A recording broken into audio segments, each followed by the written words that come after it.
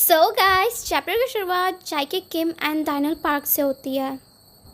जाइक कहता है कि उसे एक अजीब फीलिंग आ रही है। वो काइते किम की नेक्स्ट मूव प्रिडिक्ट कर नहीं पा रहा है। डायनल कहता है कि उनके पास अभी कोई अच्छा स्ट्रैटेजिस्ट नहीं है। हाँ, और इन चाइनों से उन्हें कुछ नए टैलेंटेड फाइटर मिले, लेकिन काइते किम को हराने के लिए वो भी अभी काफ़ी नहीं है। इसलिए दोनों डिसाइड करते हैं कि उन्हें और स्ट्रॉन्ग फाइटर्स की ज़रूरत है। उसके बाद सीन शिफ्ट होता है जहाँ पर पुलिस एक छोटे बच्चे से पैसे मांग रहे होते हैं। तभी डायनर और जैक्स वहाँ पहुँच जाते हैं। पुलिस जैक को देखकर डर जाते हैं।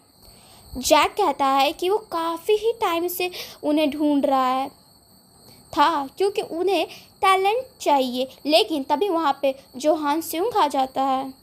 जोहान पुलिस को बच्चों को तुरंत छोड़ने के लिए कहता है और तुरंत वहाँ से निकल जाता है। जैक जोहान से पूछता है कि उसकी लाइफ कैसी चल रही है। जोहान उसे बताता है कि उसकी लाइफ अभी काफ़ी ही ज़्यादा नॉर्मल चल रही। उसकी माँ का सैलून काफ़ी ही अच्छा चल रहा है और उसके स्कूल में कुछ नए फ्रेंड्स भी बन गए। ये सुनकर जैक काफ़ी ही ज़्यादा खुश हो जाता है।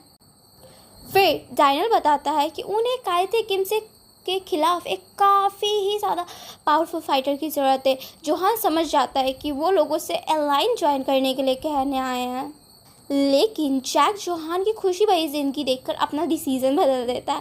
वो कहता है कि वो जैक को बस यहाँ पे यही देखने के लिए आया था कि वो ठीक है कि नहीं, और वो उसे कहता है कि वो उसके साथ हमेशा कांटेक्ट में रहे।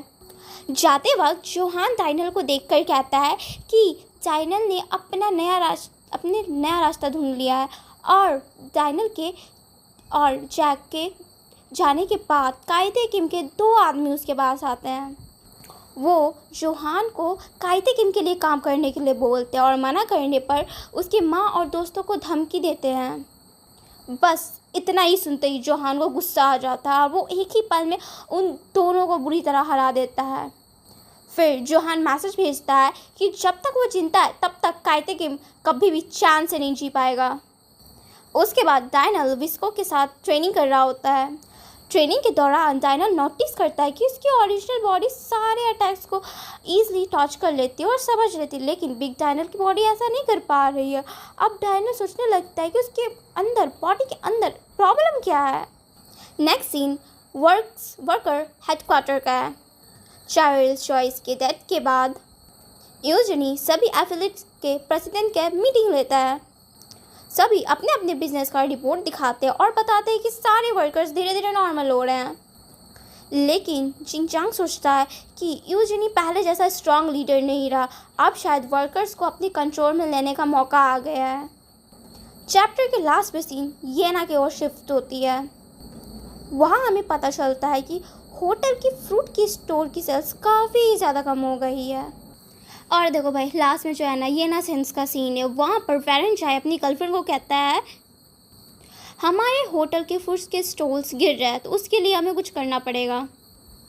तो फिर उसकी गर्लफ्रेंड बोलती है हाँ, एक काम करते हैं कि हमारे स्टोर पर ना लड़कियाँ नहीं आ रही, हम दोनों ब्रेकअप कर लेते हैं। बोल देंगे ठीक है, ब्रेकअप कर लेते हैं हम लोग, फिर हम लोग का सेल्स। तो फिर वैलेंटाइन कहता है अरे फ्रूट स्टोर के लिए हम अपना ब्रेकअप कर लेंगे।